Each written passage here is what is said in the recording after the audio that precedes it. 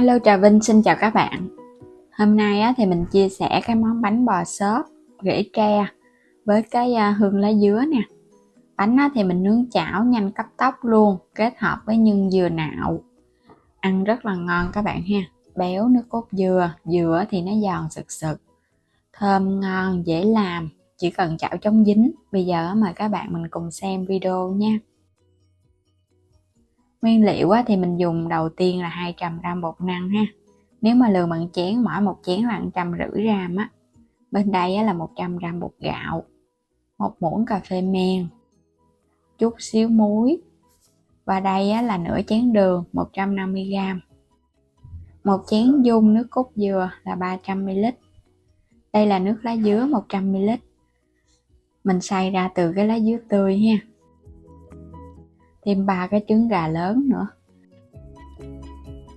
Trứng gà sẽ giúp cho cái bánh của mình nó béo và nó tăng thêm cái độ nở cho bánh. Thì 3 cái trứng lớn hoặc là 4 cái trứng nhỏ. Rồi các bạn sẽ cho muối vô nè. Cái lượng đường thì có thể tăng hoặc là giảm tùy ý thích. Mình sẽ khuấy cho cái phần trứng này nó tan sơ với đường cái nha. Và mình có ra thêm một cái kênh Alo Trà Vinh 2 để chia sẻ cuộc sống hiện tại, tham quan những cái điểm đến hấp dẫn. Đăng ký kênh ủng hộ mình nữa nha. Rồi bây giờ các bạn sẽ cho tiếp một chén nước cốt dừa vô. Tiếp theo là lá dứa nè. Cái nước lá dứa này mình xay ra từ 5 cái cọng lá dứa tươi và mình cho thêm 2 giọt màu thực phẩm giúp cho giữ màu đẹp. Còn các bạn không thích thì bỏ qua. Lần lượt thì mình sẽ cho bột vô, bột gạo. Tiếp theo là bột năng ha. Men nở mình cũng cho vô luôn, 1 muỗng cà phê là khoảng 4g. Sẽ khuấy đều cái hỗn hợp bột này lên. Đối với cái bánh bò này thì mình thấy làm rất là nhanh, mình không có cần phải nhồi bột. Chỉ cần trộn bột cho thật là đều để cho cái phần bột này nó tan kỹ, nó không có bị lợn cợn ốc trâu là được à. Trộn kỹ thì mình khỏi phải lọc qua rây, còn nếu các bạn trộn mà nó hơi khó thì mình lọc qua cái rây để cho nó mịn hơn nha. Xong rồi thì mình sẽ đậy kín và mình chờ từ 1 cho đến 2 tiếng đồng hồ.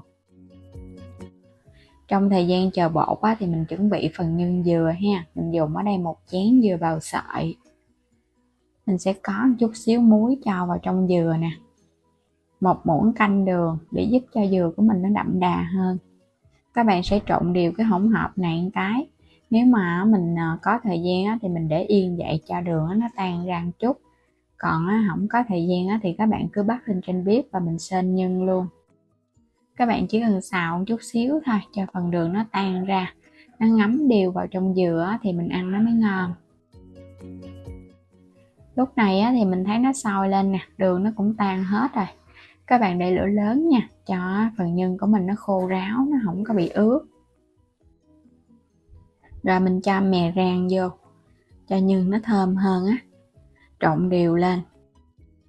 Làm kỹ một chút thì các bạn kẹp vào cái bánh á, mình để cả ngày nó không có bị hôi mùi dừa. Quay trở lại phần bột. Trời nắng thì các bạn ủ 1 tiếng, còn nếu mà trời mát quá thì mình ủ 2 tiếng nha. Đến khi nào mà mình thấy bột nó nở gấp đôi và nó sủi những cái bong bóng nhỏ nhỏ li ti á, thì bột của mình nó mới đạt. Còn nếu mà các bạn kỹ hơn thì mình cũng có thể kích hoạt phần men trước và nó không có bị hư men làm mà bỏ nguyên thau bột thì nó cũng phí. Mình dùng cái chảo chống dính, các bạn quét sơ một lớp bơ ha, để giúp cho nó thơm ngon bánh hơn. Làm nóng chảo ở mức lửa trung bình nhỏ thôi. Rồi cái bánh này thì mình sẽ chia ra làm 2 lần để mình nướng 2 chảo nha. Một lần thì nó bột rất là dày. Các bạn để ở mức lửa thấp nhỏ để cho bánh của mình nó chín từ từ chứ không thôi nó dễ bị khét nha. Rồi bây giờ thì mình sẽ đậy nó lại nè. Đậy kín và mình để lửa nhỏ, mình nướng từ từ để cho cái bánh nó chín, nó vàng đều. Trong lúc nướng thì các bạn cũng nhớ kiểm tra nha. Mình kiểm tra xung quanh cái vành của cái chảo á. Mình thấy bánh của mình nó vàng và ở giữa nó không còn bột ướt nữa là bánh nó sẽ chín. Những cái lỗ khí này chính là cái rễ tre cho bánh nè. Bánh mà mình nướng chín vàng á, thì mình thấy nó nở lên, xung quanh nó sẽ tự tróc khỏi cái chảo luôn, cái viền nó giòn. Rồi bây giờ mình sẽ lấy bánh ra ha. Cái bánh bò nướng chảo kẹp với dừa thì mình làm cho cái viền nó sẽ hơi cao hơn chút, để khi mà mình kẹp dừa lại nhìn cái bánh nó bắt mắt hơn. Mình đã nướng xong một cái bánh đầu tiên, có rất là nhiều cái rễ tre ở bên trong nè, cái màu xanh rất là đẹp mắt luôn. Rồi bây giờ các bạn sẽ cho dừa vô, mình sẽ kẹp nó lại nè. Phần dừa này nếu mà thích ăn dừa sợi thì các bạn xắt sợi giống như mình, còn nếu mà không thích thì mình dùng dừa nạo nhuyễn luôn cũng ngon nữa. Quá trời hấp dẫn. Cái viền thì nó giòn và nó có cái độ xốp xốp chứ không phải là nó cứng đâu. Bánh bò dừa nếu mà làm gọn hơn các bạn làm cái chảo nhỏ nhỏ thì ra cái bánh nó nhỏ gọn hơn, còn mình làm cái chảo to thì ra cái bánh nó sẽ lớn hơn. Đây là cái bánh thứ hai nè, 2 lần nướng. Còn nếu mà cái chảo nhỏ thì các bạn có thể chia làm 3 lần bánh. Bánh rất là nhiều rễ tre trong và nó mềm xốp. Bánh bò dừa, một món bánh truyền thống của người miền Tây, vừa đơn giản dễ làm. Với cái cách làm hiện tại thì mình có kết hợp thêm lá dứa, nó sẽ thơm và nó ngon hơn so với cái cách làm truyền thống. Thay vì nếu mà các bạn làm bột trắng thì phải cho vào trong bột một ít vani nha, để khử cái mùi trứng, đồng thời giúp cho bánh của mình nó thơm hơn nữa đó.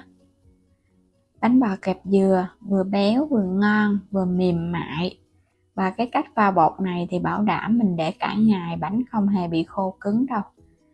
Lúc ăn nóng thì nó sẽ mềm dẻo, còn lúc các bạn để nguội thì cái độ dai nó sẽ tăng lên chút nha. Ăn ngon lắm, thơm mùi lá dứa nè, độ ngọt rất là đậm đà, béo nước cốt dừa và kết hợp thêm dừa sợi nữa, thơm phức mà ngon. Lấy cái bánh ra là cảm nhận được cái mùi thơm ngon từ bánh bò truyền thống rồi đó. Cái mùi men nè, kết hợp thêm cái mùi nước cốt dừa, nó dậy lên rất là hấp dẫn luôn. Bánh này thì ăn trong ngày không hết, qua ngày hôm sau thì mình thấy nó cũng mềm, nhưng mà cái lớp mặt bánh nó sẽ hơi khô một chút. Các bạn có thể hâm nóng lại thì mình ăn cũng giống như là mới làm nha. Một món bánh truyền thống mà mình thấy làm bằng chảo đơn giản. Ngoài ra thì các bạn nướng bằng lò cũng được luôn, thì làm nóng lò trước rồi các bạn nướng. Thì mình thấy cách làm nào cũng ngon hết. Bây giờ thì chúc các bạn ngon miệng nha, đừng quên đăng ký kênh ủng hộ Alo Trà Vinh.